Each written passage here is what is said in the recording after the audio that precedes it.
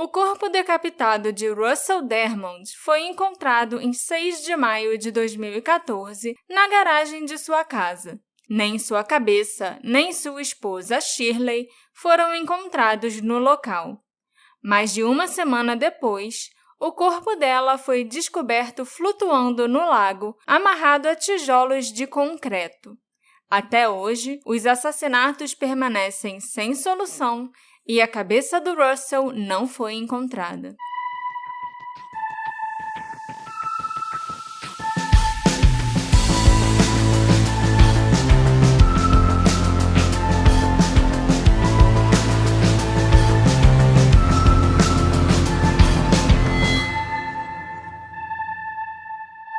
Olá, ouvintes queridos! Sejam bem-vindos ao novo episódio do Detetive do Sofá. Eu sou a sua host, Marcela, e o caso de hoje me embananou todo, Alexandre. Eu passei muito tempo estudando e pesquisando esse caso e ainda não sei o que pensar. Ainda não cheguei a conclusão nenhuma. Mas não perca a cabeça. Antes da gente entrar no caso, eu tenho que falar para os nossos ouvintes que eles podem apoiar esse podcast através da Aurelo ou do PicPay, porque o nosso podcast só é feito graças ao apoio, à contribuição de vocês. E a gente agradece muito por isso. Então, tem mais alguma coisa pra falar? Tem o quê? Tem mais alguma coisa pra falar? Acho que não, você que sabe. Então, Marcela, me conta a história do casal Dermond. O Russell Dermond, natural de Hackensack, em Nova Jersey, serviu na Marinha dos Estados Unidos durante a Segunda Guerra Mundial. Ele se casou com a Shirley Wilcox em 15 de dezembro de 1950. Os dois tiveram 4 filhos e 9 netos. Depois de trabalhar na indústria de fast food, inclusive sendo proprietário de vários restaurantes Hardee's em Atlanta, o Russell se aposentou em 94. Ele e a Shirley, então, se mudaram para Great Waters Reynolds, um condomínio fechado às margens do lago Oconee, localizado a cerca de 19 quilômetros a nordeste de Eatonton. Eu achei esse nome dessa cidade engraçado. Eatonton? É. Esse condomínio, onde eles moravam, ficava próximo aos mais prestigiosos resorts da cidade e ainda possuía um campo de golfe exclusivo de Jack Nicklaus e um Ritz-Carlton Lodge, o Ritz-Carlton é uma das redes de hotéis mais luxuosas e caras do mundo. Com certeza era um local que passava a sensação de segurança e onde os moradores se sentiam à vontade para deixar suas portas destrancadas. O Russell foi visto vivo pela última vez em 1º de maio de 2014, enquanto ele estava resolvendo algumas coisas em Eatonton. Ele passou no banco, foi na mercearia, na lavanderia, sabe? Essas coisas bobas do dia a dia. Uhum. Junto com a Shirley, ele falou com o filho deles, o Brad, por telefone mais tarde naquele dia. O casal Dermond deveria comparecer a uma festa do Kentucky Derby de 2014 no dia seguinte, onde eles encontrariam seus amigos e vizinhos. Mas eles não apareceram na festa, o que, a princípio, não gerou tanta preocupação. Eles podiam simplesmente ter mudado de ideia. Mas, aos poucos, as pessoas começaram a ficar preocupadas. Os filhos do casal tentavam ligar para eles e os pais não atendiam. Os vizinhos não os viam há alguns dias. Então, em 6 de maio, alguns vizinhos se reuniram e foram até a casa dos Dermond para checar se estava tudo bem com eles. Os vizinhos encontraram a porta da frente destrancada e entraram na casa. Dentro da residência, parecia estar tudo normal. A casa estava arrumada, como de costume, e nada chamou a atenção. Mas, quando os vizinhos resolveram checar a garagem, eles encontraram o corpo decapitado do Russell no chão, entre os 2 carros que o casal possuía. Eita. Ele estava de camiseta e cueca samba-canção, deitado em cima de seu roupão em uma poça de sangue. Toalhas que pertenciam ao banheiro social do casal estavam em volta do corpo, para, aparentemente, tentar impedir que o sangue escorresse e passasse pela fresta da porta para fora da garagem, algo que com certeza já teria chamado a atenção dos vizinhos, né? Sangue escorrendo da porta da garagem. Com certeza. Eles imediatamente chamaram a polícia, que chegou em menos de 15 minutos. Os investigadores verificaram que a Shirley e a cabeça do Russell não estavam em lugar nenhum. O xerife Howard Seals também chegou à cena do crime, que foi isolada e escrupulosamente examinada pelos investigadores e pelos peritos em busca de qualquer evidência que pudesse levar ao assassino ou levar a Shirley Dermond. O xerife também considerou que quem quer que tivesse assassinado o Russell havia potencialmente sequestrado a Shirley. Eu perguntei para ele se ninguém achou na hora, né, que a Shirley podia ter assassinado o marido e fugido. Você perguntou pro xerife? Perguntei. Porque em outros casos, esse com certeza seria o primeiro pensamento dos investigadores. E o cônjuge sempre é o primeiro suspeito. Mas o xerife riu de mim e falou que não. Afinal, a Shirley tinha 87 anos. E mesmo sendo uma senhora muito ativa, era muito improvável que ela conseguisse decapitar alguém. Então, né? Não. A senhora de 87 não decapitou o marido de 88 anos. Os investigadores drenaram uma parte do lago Oconee e ainda usaram um robô para vasculhar uma área particularmente profunda do lago perto do condomínio. Além disso, vários policiais vasculharam a floresta que cercava o condomínio, mas sem sucesso. O xerife, então, pediu ajuda ao FBI para investigar o caso. E isso é algo raro, né? Principalmente em cidades pequenas. Geralmente, a polícia não quer envolver outras agências e isso acaba prejudicando bastante os casos. Mas o próprio xerife me disse que, naquele condado, quase não há crime. O último assassinato tinha acontecido há 8 anos atrás.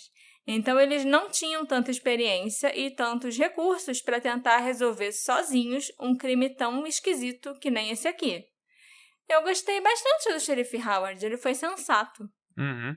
Cerca de uma semana depois que o corpo decapitado do Russell foi encontrado na garagem, pescadores encontraram o corpo inchado e flutuante de uma senhora no lago Oconee, a cerca de 10 quilômetros da casa da família Dermond. Era, é claro, o corpo da Shirley. Ela estava com 2 tijolos de concreto amarrados aos tornozelos. O assassino provavelmente não queria que o corpo da senhora Dermond fosse encontrado, mas ele não previu os efeitos dos gases de decomposição, que fizeram o corpo vir à tona mesmo amarrado ao concreto.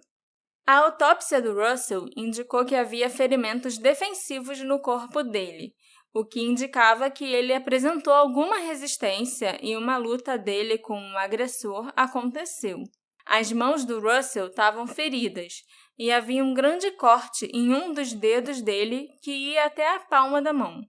Também ficou determinado que, ainda bem, ele já estava morto quando ele foi decapitado.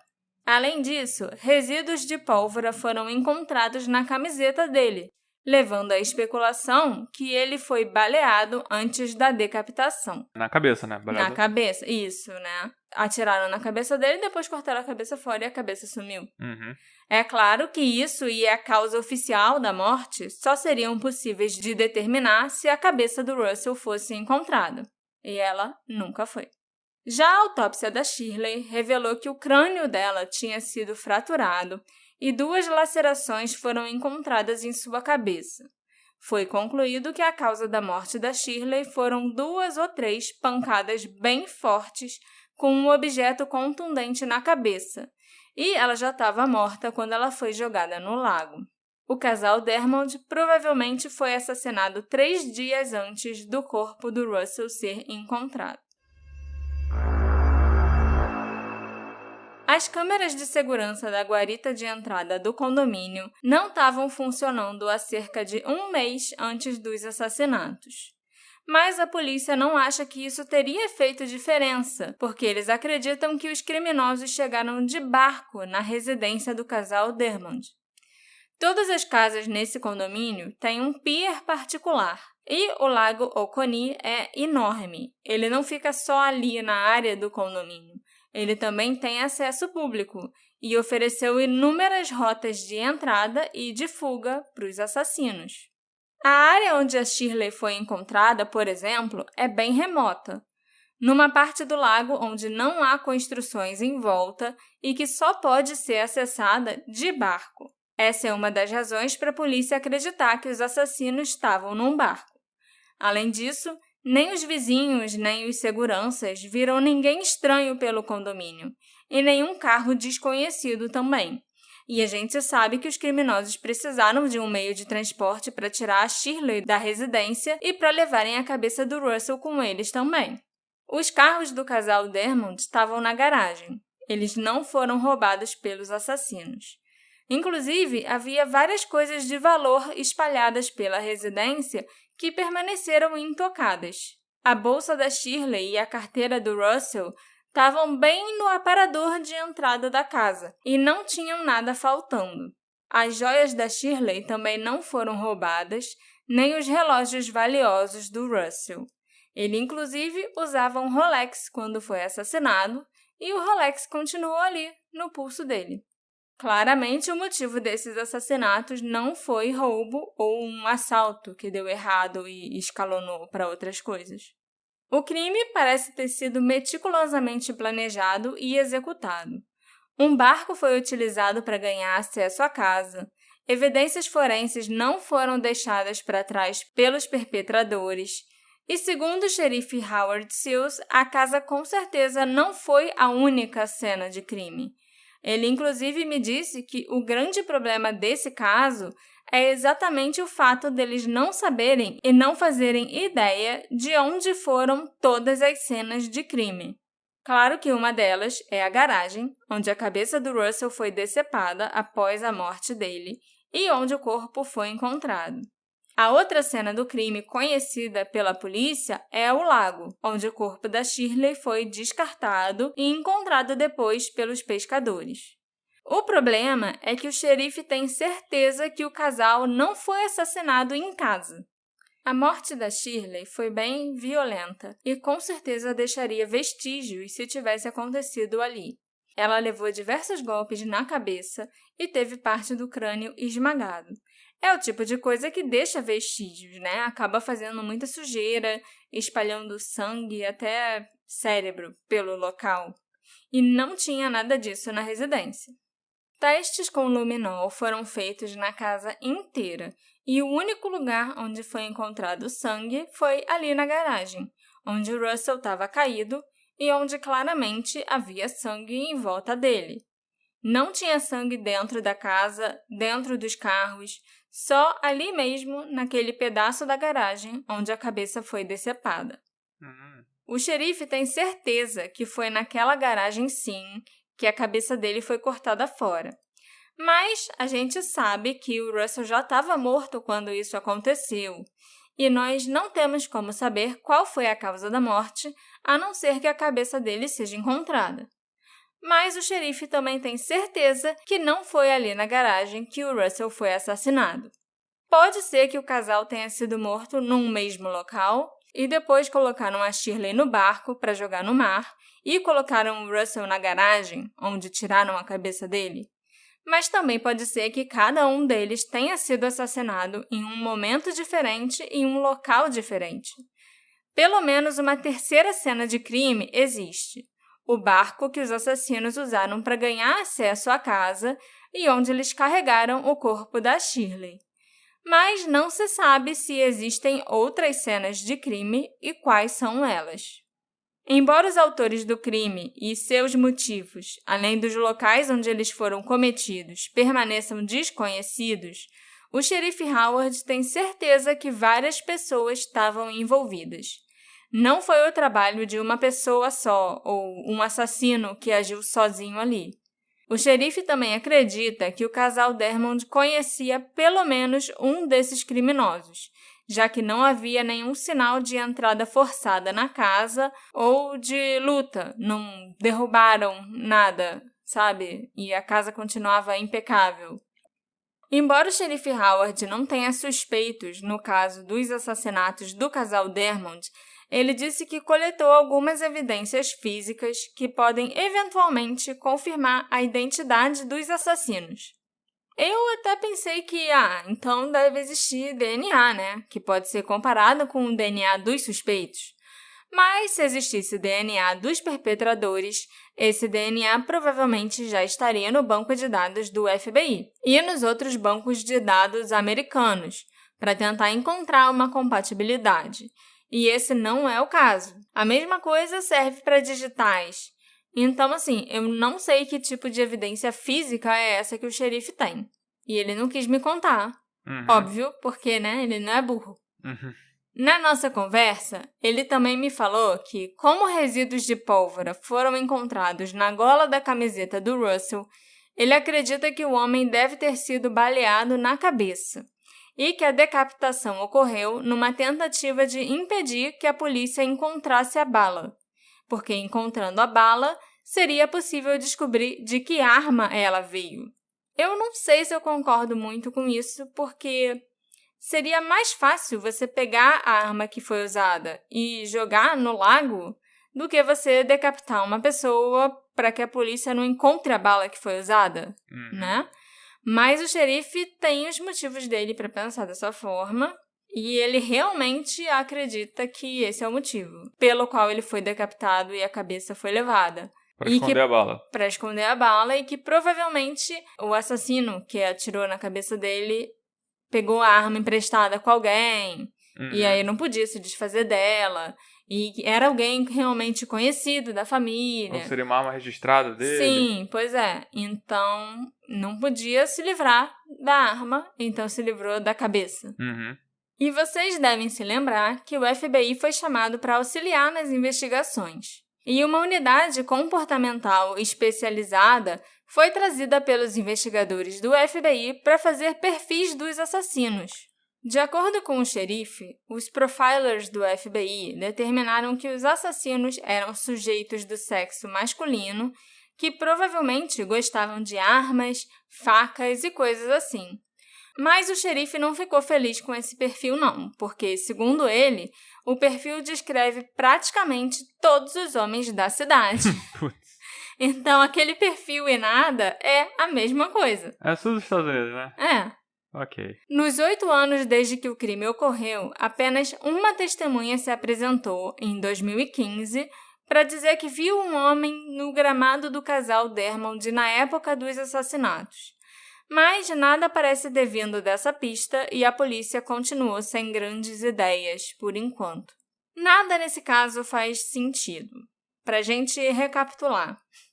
Um casal de idosos com mais de 80 anos foi brutalmente assassinado em sua casa num condomínio fechado. O marido Russell foi decapitado na garagem com um corte preciso e a cabeça nunca foi encontrada. A mulher Shirley foi encontrada no lago a 10 quilômetros de casa, com tijolos de concreto amarrados nos pés e morta por traumatismo craniano. O local, ou os locais, onde o casal foi assassinado é desconhecido. A casa deles estava limpa e arrumada, como normalmente estava, nada foi levado de lá e não havia sinais de entrada forçada. E o acesso à casa era possível a pé, de carro ou de barco. Muito provavelmente, os assassinos chegaram de barco, o que indica que eles estavam familiarizados com o lago Oconee e seus arredores. Podem ter matado no barco. Podem sim, é uma das coisas que eu acredito. Por que fazer isso com 2 velhinhos de 87 e 88 anos? Quem teria motivo para fazer isso com eles? A casa onde os Dermond moravam foi colocada à venda em 2015, um ano após os assassinatos pelos filhos do casal. O site da corretora de imóveis anunciou a casa assim, abre aspas, essa casa de 4 quartos, 5 banheiros e 2 andares com vista para o lago Oconee em um terreno enorme de 4.000 metros quadrados no condomínio de Great Waters pode ser sua por apenas $769 mil. A casa, localizada na Caroline Drive, tem piso de madeira, teto abobadado, lareira, bar molhado, porão acabado e há uma doca e uma piscina. Casas semelhantes no condomínio fechado exclusivo no lago Oconee geralmente são vendidas por muito mais. Você deve estar pensando em Amityville e porcos com olhos vermelhos. Mas não se preocupe, 6 pessoas não foram assassinadas nessa casa, apenas 2. As vítimas eram Russell e Shirley Dermond, ambos com quase 90 anos. Então, em vez de 6 espíritos e um porco de olhos vermelhos, você seria assombrado por 2 fantasmas idosos. E lembre-se, eles estavam com mais de 80 anos e praticamente qualquer um pode correr mais rápido que um fantasma dessa idade. Isso assumindo que os mortos retornam com a idade que tinham quando morreram. Ah, outra coisa. Os assassinatos ocorreram recentemente, em maio passado, para ser exato. E Russell Dermond foi decapitado e sua cabeça nunca foi encontrada. Para ver essa magnífica casa na beira da água, clique aqui. Fecha aspas. A gente fica preocupado de ser desrespeitoso com o caso, sei lá, né? Porque bem ou mal é uma tragédia. Uhum. Mas a gente, sei lá, tenta manter de um jeito leve e tal. E tem uma linha que é difícil, né? De manter. E dessa vez foda-se, né? Porque os próprios filhos anunciaram a casa. Eu não sei se... Eu não acho que foram os filhos que escreveram, né? Eles só chamaram a corretora e deixaram ela fazer o que ela tinha que fazer. Mas muito provavelmente eles viram aprovaram. Isso aí. Eles aprovaram, eles viram isso aí, sabe? Então, se os filhos mesmo não se importam, quem sou eu, né? Quem escutou o episódio especial do Detetive do Sofá sobre o Murder House Flip não deve estar nem um pouco surpreso com essa descrição. Talvez com o humor negro que foi usado, porque eu fiquei surpresa, não estava esperando isso. Também. Mas vocês sabem que é lei que quando um crime acontece numa casa, é obrigatório contar para os potenciais compradores. Essa corretora só fez isso de um jeito muito inusitado e eu precisava compartilhar com vocês. E sobre o nosso episódio do Murder House Flip, ele é exclusivo para os nossos apoiadores. Tá lá no Orelo. Tanto os que estão no grupo, sim, quanto quem apoia pelo Orelo com, no mínimo, R$5 pelo Orelo já consegue ouvir. E quem tá no grupo. Quem tá no grupo é acima de R$10. Então, quem quiser ouvir esse episódio, que tá um episódio muito bom. Putz, tá muito bom esse episódio. Vê lá como é que faz pra apoiar e escutar esse episódio. Sim. E, Alexandre, o que você acha que eu fiz quando eu achei esse site da corretora? Você fez uma oferta? Fiz uma oferta, que foi recusada, porque eu acho que eu só teria $200 para pagar na casa. Mas é claro que eu cliquei no link para ver as fotos da casa e ainda estava no ar. Ainda tá à venda? Não, a casa não tá mais à venda, mas o link ainda existe e ainda tem as fotos lá, entendeu? As fotos da casa. Do interior da casa. E as fotos me fizeram perceber algumas coisas que podem ser importantes para o caso. A casa não fica exatamente em frente ao lago, ela fica numa pequena enseada. Então eu duvido muito que alguém pudesse notar um barco estranho ancorado ali no pier particular, ou pessoas até entrando e saindo da casa. A casa também era enorme e muito isolada dos vizinhos. Então não importa o que tivesse acontecendo ali dentro, ninguém ia ouvir o casal gritar. E eu não ia gostar de morar naquela casa não. Não porque eu acho que a casa pode ser mal assombrada, essa ia ser até a parte interessante de morar na casa, mas eu não gostei do layout. É uma casa muito fria, não tem personalidade, não tem cor. E ela não tem um quintal todo bonitinho, ela era cercada por floresta com umas árvores enormes, sabe? Dá uma vibe meio estranha, até a frente da casa não tem um jardinzinho, é um quintal largado. Parece que é uma casa também meio isolada, né? Bem isolada. Às vezes eles podem ter sido escolhidos só porque a casa era isolada. Eu só não sei por que um casal de idosos, só os dois, constrói uma casa tão grande assim, só pra eles morarem, sabe? Eles construíram? Compraram um terreno e construíram a casa. Deviam ter grana. Sim. Se eles tivessem uma família grande, eu acho até que a casa teria mais vida, sabe? Mas eram só os dois morando num mausoléu. Você falou que eles tinham filho. Tinham, mas os filhos já eram adultos e tinham as próprias vidas. Eles, inclusive, moravam em outros estados. 2 filhos moram na Flórida e uma filha mora na Carolina do Norte, se eu não me engano. Eles também tiveram um quarto filho, mas esse foi assassinado em 2000. Ele era usuário de drogas, estava tentando comprar crack e alguma coisa deu errado que ele foi assassinado. Mas a morte do filho não tem nada a ver com a morte do casal. Ela, inclusive, aconteceu 14 anos antes, sabe? E foi em outro estado, o responsável foi preso, tá preso, inclusive, até hoje. Então, são coisas não relacionadas. Os outros 3 filhos do casal foram investigados e passaram por polígrafos administrados pelo FBI. O xerife Howard acredita que não há nada que ligue os filhos ao crime e que eles são inocentes. Já eu tenho as minhas dúvidas. A princípio, os assassinatos pareciam ser obra de profissionais. O xerife Howard disse que inicialmente ele acreditou que a decapitação era para enviar uma mensagem, o tipo de coisa que a máfia faria. Mas o FBI não conseguiu encontrar nenhuma conexão dos Dermond com o crime organizado, e o casal não tinha inimigos conhecidos. Sem contar que assassinos profissionais provavelmente não iam perder tempo decapitando uma pessoa. Eles atiram na cabeça e vão embora, tipo Hitman, sabe? No jogo. Depois, o xerife passou a investigar se algo de valor tinha sido levado da casa. E a resposta era não. Mas ele continua acreditando até hoje que os assassinos do casal Dermond foram motivados por dinheiro, que os criminosos foram até aquela casa porque achavam que o casal tinha algo ou tinha acesso a algo de grande valor, mas eles não tinham. Os Dermond viviam confortavelmente, mas eles estavam muito longe de ser as pessoas mais ricas que viviam naquele condomínio. O motivo para esses assassinatos é tão evasivo quanto os próprios assassinos. Então, nós só podemos fazer aquilo que a gente faz de melhor por aqui, teorizar. Opa!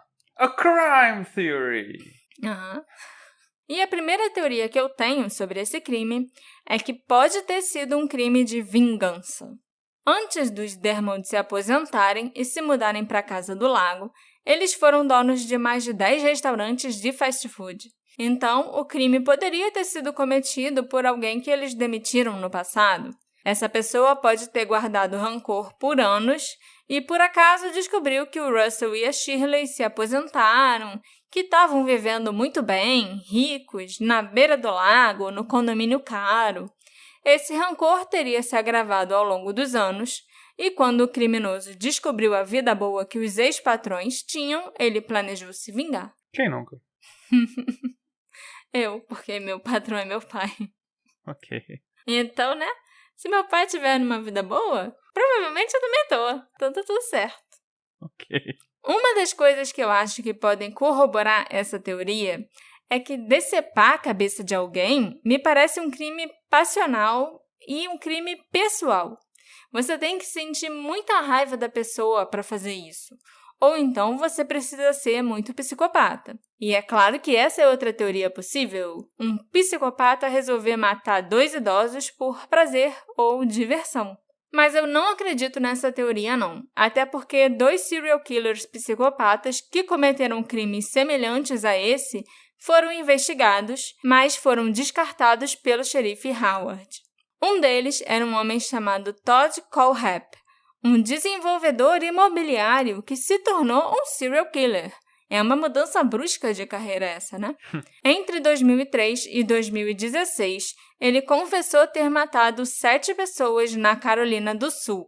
Ele se declarou culpado no tribunal de 7 acusações de assassinato, 2 acusações de sequestro e 1 acusação de agressão sexual criminal e foi condenado a cumprir 7 penas consecutivas de prisão perpétua. O Todd foi excluído da lista de suspeitos porque nada foi descoberto que pudesse ligá-lo à área na época das mortes.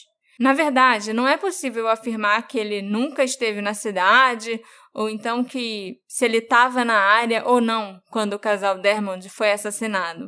Mas a polícia da Carolina do Sul e o xerife Howard acabaram deixando o Todd para lá por falta de evidências que o conectassem aos assassinatos. Então por que esse cara foi investigado? porque alguém ligou pro xerife, ligou lá pra polícia e deu uma pista que o assassino do casal podia ser o tal do Todd Colehap, entendeu? Aham, Foi alguma pista que o xerife recebeu, entendi. que acabou não dando em nada. O outro psicopata doido que foi investigado se chamava Zachary Foyt, e ele assassinou um jovem de 24 anos em Galveston, no Texas, e depois o decapitou. A cabeça da vítima também nunca foi encontrada, igual a cabeça do Russell. Ao saber desse caso, que aconteceu em 2016, o xerife Howard ligou imediatamente para a polícia texana, mas a única conexão do Zachary com o caso do assassinato do casal Dermond, na Geórgia, era que o Zachary tinha um tio que viveu no noroeste da Geórgia uma vez. Mas não há indícios que o próprio Zachary tenha estado na Geórgia um dia. A vítima do Texas também era muito mais jovem do que o casal Dermond. Era um rapaz de 24 anos que morava numa caminhonete. Uma noite, o rapaz estava dormindo no carro debaixo de uma ponte quando o Zachary o matou e decepou sua cabeça. Mas, além do fato de que a pessoa morta foi decapitada e a cabeça retirada, não há outras semelhanças entre os casos. E agora a gente vai passar para as teorias mais sérias. Pode ser, Alexandre? Por favor. As teorias mais realistas que eu passei mais tempo investigando, inclusive. Uhum. Havia um culto na região chamado Nubian Nation, que era comandado por um homem chamado Malachi Z. York. Esse culto envolvia conceitos islâmicos, judaicos, cristãos, New Age, antigos deuses egípcios e até OVNIs. Essa é a teoria mais séria, a do culto do OVNI. É, a minha teoria mais realista, mas calma que eu vou explicar direitinho. Esse culto começou em Nova York, mas em 93 eles foram para a Geórgia, ali perto do lago Oconee. E eles construíram um complexo enorme, todo baseado no Egito Antigo, chamado Tama-Rei. Nesse lugar tinham várias pirâmides. Tinha uma área para cerimônias, tinha casinhas para os membros do culto morarem e tinha até uma boate que ficava dentro de uma pirâmide. Olha só, que culto legal! Apesar dos membros serem excêntricos e estranhos, esse culto não parecia fazer mal a ninguém e eles foram deixados em paz no início. Mas isso mudou conforme o tempo foi passando e os locais começaram a conhecer melhor aquele grupo. Em 2002, o líder do culto, o Malachi Z. York, foi preso por 40 acusações de molestar crianças e foi condenado a 135 anos de prisão, onde ele está até hoje. Nossa. Mas até agora eu não vi nada que pudesse ligar esse culto ao assassinato dos velhinhos. Calma, tô chegando lá. Os antigos egípcios acreditavam que a decapitação pós-morte, especificamente, afetaria o espírito negativamente no pós-vida. E esse culto, o Nubian Nation, tinha como base a cultura egípcia antiga. Existia um culto semelhante a esse também na Flórida, que era chamado Nation of Yahweh. E o líder desse culto era um homem que se chamava Yahweh Ben Yahweh. E o culto dele era a nação de Yahweh. Yahweh. Era a nação dele mesmo. Inclusive ele inventou esse nome para ele, né? Ah. Assim como o Malachi Z. York inventou esse nome também. É uma coisa muito comum de culto. Assim que a pessoa chega, ela ganha um nome novo. Sim. Até pra ficar mais fácil a lavagem cerebral e tal. O Malachi, inclusive, costumava fazer pouco caso e ridicularizar o Ben Yahweh perante os seguidores dele na Geórgia. Mas, apesar dele zoar o concorrente, os dois cultos eram extremamente semelhantes e o Malachi tinha inveja da proporção que o culto do Ben tinha tomado na Flórida. E é agora que as coisas ficam interessantes. Quer dizer, mais interessantes, porque eu achei esse culto maravilhoso. Eu estudaria esse culto por muito, muito tempo. Maravilhoso entre aspas, maravilhoso, né? Exatamente. Coloca aspas aí. Sim, com certeza. Daqui a pouco Marcela some. Maravilhoso Agora eu sou Marcela Yahweh. Você entendeu. Em 92, o Yahweh Ben Yahweh foi preso sob várias acusações de conspiração para cometer assassinato. Ele vinha mandando seus seguidores mais radicais, os Death Angels, ou Anjos da Morte, matarem, mutilarem e, em certo caso, decapitarem os Black Blasphemers e os White Devils. Em português, os demônios brancos e os negros, blasfêmios. Que fazem blasfêmia. Que era o nome que ele dava pros inimigos, Isso. Que devia ser todo mundo que tava fora do culto. Isso. Todo mundo branco, basicamente, porque a maior parte das pessoas que sofreram lavagem cerebral, né, nesse culto do Ben e o próprio Ben eram pessoas negras. Ah, tá. Entendeu? E aí todos os brancos, o Ben, maluco, chamava de demônios brancos. Entendi. E quem não fazia parte do culto dele, tipo, os outros negros que não queriam fazer parte desse culto, ou que falavam mal do culto e dele, eram os Black Blasphemers. Tá, entendi. Entendeu? Tem muitas similaridades entre os dois líderes e os dois cultos. E por isso eu me pergunto se a decapitação poderia ser uma dessas semelhanças. Porque quem mandou decapitar foi o Foi culto o Ben, da Flórida. Da Flórida. Não o culto vizinho ali dos velhinhos. Da Geórgia, E eu não acho que eu estava tão errada em pensar nisso, porque enquanto eu pesquisava sobre isso tudo, eu encontrei uma história sobre o Malachi e o tempo que o culto dele, o Noabian Nation, ainda era baseado em Nova York. Os seguidores mais radicais do Malachi em Nova York eram chamados de Sword of Islam, a espada do Islã. E o chefe da segurança do Malachi e desse grupo de seguidores mais próximo a ele, chamado Roy Savage, foi acusado e condenado pelo assassinato e a decapitação de uma mulher, Carolyn Hubbard, de 26 anos, depois que uma mala foi encontrada só com o torso dela dentro. A cabeça, os braços e pernas da Carolyn nunca foram encontrados. Caraca. Desde que o Malachi foi preso em 2002, o culto debandou um pouco e diminuiu bastante de tamanho. Mas é claro que ele ainda tem muitos seguidores devotados e ativos, que inclusive não acreditam que ele era culpado das acusações. E o inimigo número 1 desses seguidores malucos é o xerife Howard, que foi quem comandou a operação contra o culto e quem prendeu o Malachi. Eles consideram o xerife o arqui-inimigo do líder deles. Ele prendeu ele por esses abusos menores em série, Sim, né? Ele comandou uma mega operação que, entrou com mandado judicial lá para investigar o lugar, o culto, que conseguiu investigar o Malachi e conseguiu acusar ele, né, por 40 acusações de... Abuso infantil, cacete. Entendeu? Horrível.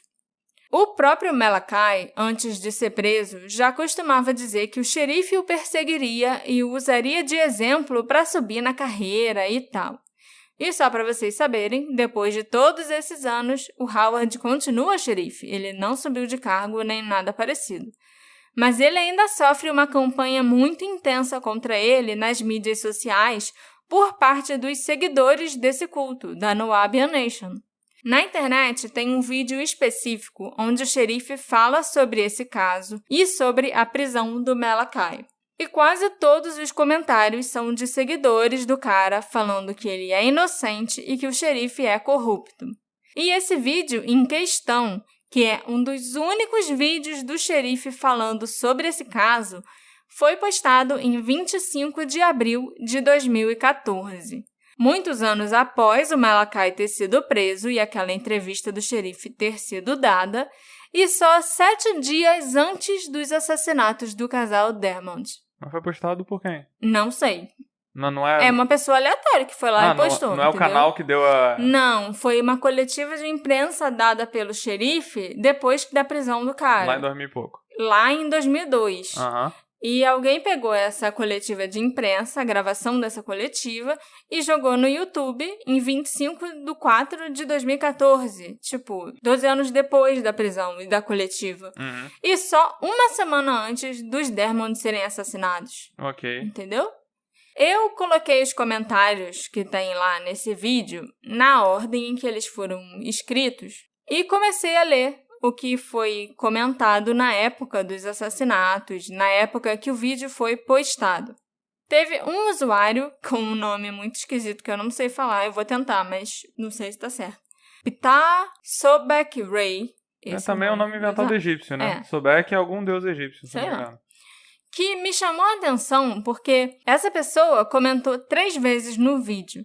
E foram 3 comentários bem longos. Tem alguns trechos dos comentários dele que me chamaram muita atenção e eu vou citar para vocês agora. Posso ler? Pode ler.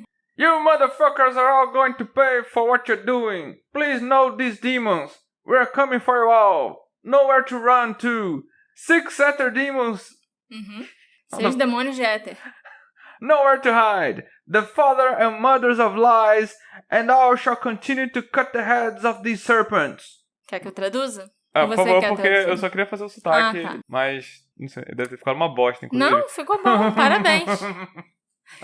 Vocês, seus filhos da puta, todos vão pagar pelo que vocês estão fazendo. Por favor, saibam disso, seus demônios.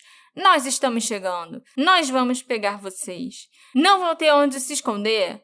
Não tem pra onde correr. 6 demônios de éter. Eu esqueci até de escrever essa parte. Porque não faz sentido com nada. Pais e mães das mentiras. E nós continuaremos cortando as cabeças de todas essas serpentes. Poderia ser só uma coincidência? Claro que sim. Mas não deixa de ser irônico que a única menção ou sugestão que eu encontrei da New Webyan Nation cortar cabeças fora, mesmo que seja de serpentes, foi na mesma semana em que uma cabeça foi de fato cortada fora, a cabeça do Russell. Esse culto está ativo até hoje, mesmo com o líder na prisão. Eu não acho que o próprio Malachi tenha mandado que uma cabeça fosse cortada, ou que ele tenha mandado que esse assassinato específico fosse cometido, sabe? Ou contra essas pessoas específicas. Pois é. Eu acho até que o Malachi pode ter ordenado o assassinato de alguns White Devils, né, demônios brancos, em vingança pela prisão dele, e isso acabou acontecendo. Ou algum seguidor devotado pode ter resolvido fazer isso por conta própria.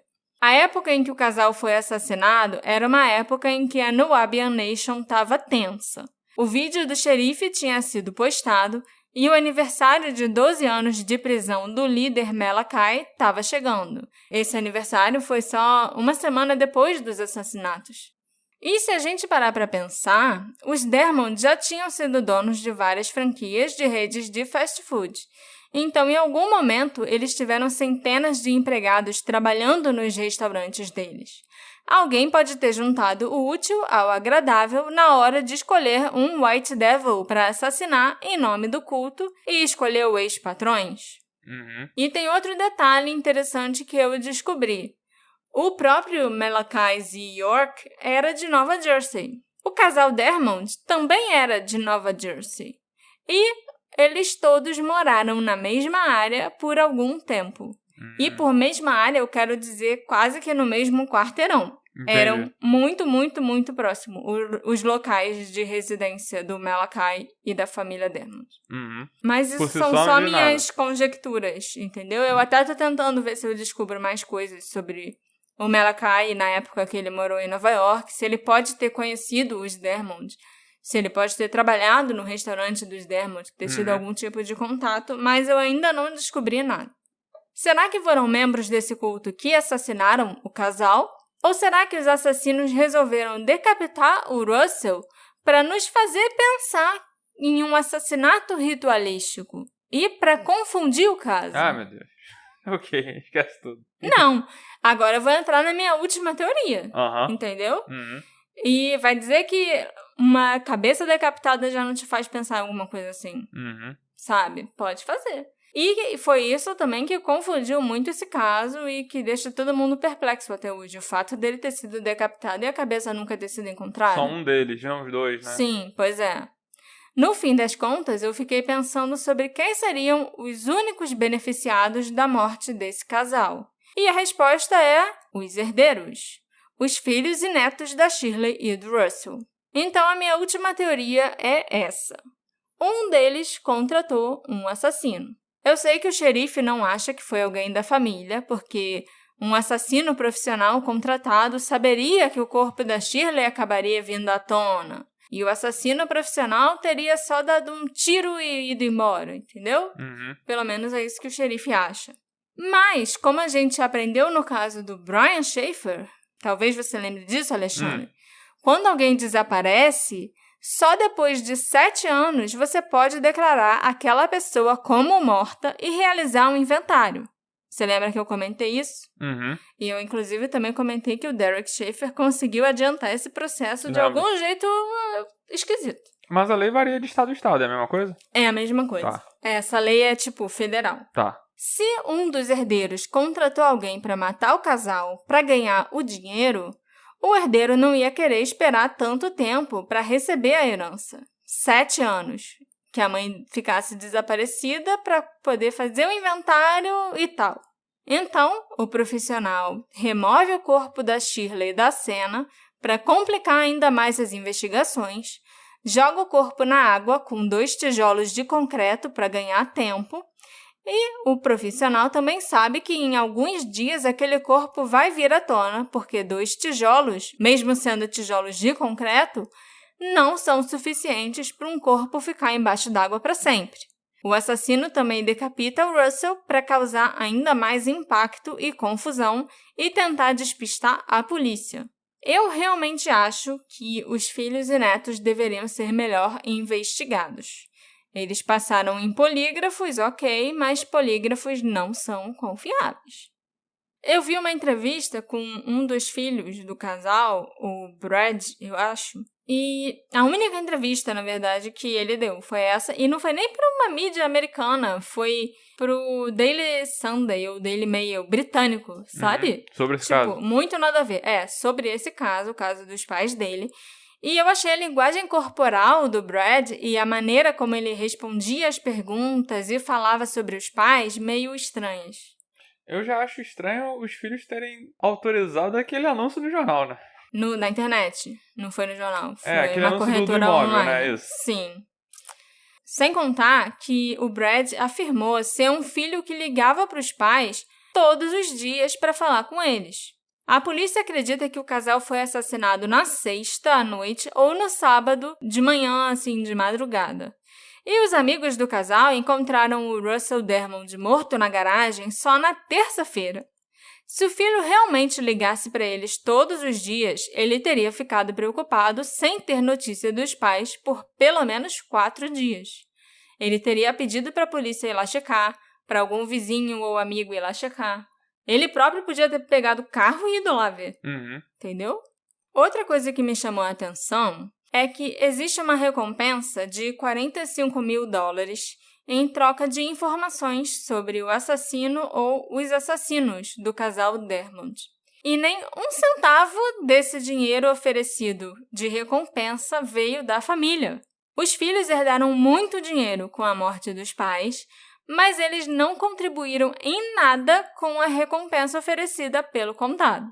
Se fossem meus pais, e o condado conseguiu arrecadar, tá dando 40 mil em troca de alguma informação, eu falava, não, toma que dobra o valor dessa recompensa, porque eu quero muito saber quem foi que fez isso e eu quero que a pessoa eles pague. Eles deviam ter grana e eles botaram pra vender a casa dos pais, então podia.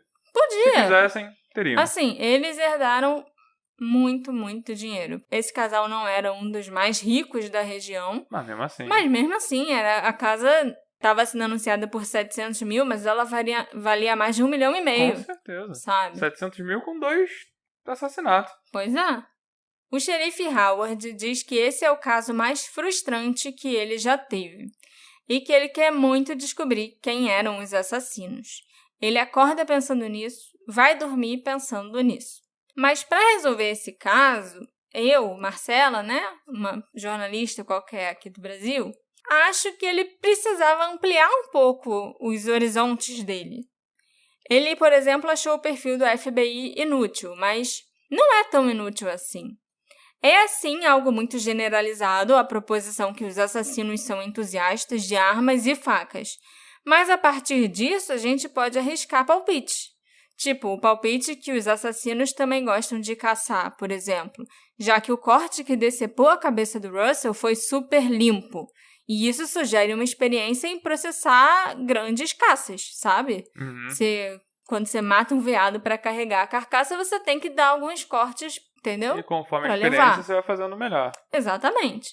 Então, se eu estivesse investigando esse caso, eu cruzaria as licenças de caça em Putnam, que é esse condado, né, onde o casal vivia e foi assassinado, e dos condados adjacentes com indivíduos com antecedentes criminais. Quais desses indivíduos conheciam qualquer membro da família Dermond ou trabalhava naquele condomínio fechado? Outra coisa que é bem óbvia é que os criminosos estavam muito familiarizados com o Lago Oconee e com os arredores. Então, eles muito provavelmente são locais ou eram locais na época dos assassinatos. Aí você já consegue tentar ter um foco, sabe? Né? E vai reduzindo o escopo. Não é uma coisa tão generalizada e tão grande assim como o xerife diz que é, entendeu? Você falou sobre o assassino ter chegado de barco e conhecer bem o lago. Eu acabei ficando curioso. O casal, ele tinha barco para ter um pier em casa? Pelo que eu sei, na época dos assassinatos, eles não tinham barco, não. Mas segundo as informações que o xerife me deu, o casal já teve um barco, sim, mas eles venderam em 2012, 2 anos antes dos assassinatos acontecerem. E de acordo com o xerife, os novos donos do barco foram interrogados, mas isso também não deu em nada. Então, quando eles foram mortos, eles tinham um pier que estava lá vazio de bobeira para qualquer um chegar e ancorar, entendeu? Uhum. Em maio de 2022, quando o caso completou 8 anos, o xerife Howard deu uma entrevista dizendo que ele tem trabalhado em algumas coisas tecnológicas que não existiam em 2014 e que ele está muito otimista. Ele não pode entrar em detalhes, porque isso poderia afetar a integridade da investigação. Mas, para mim, ele afirmou que essa nova pista é a pista mais próxima e mais concreta que ele teve desde que começou a investigar esse duplo assassinato.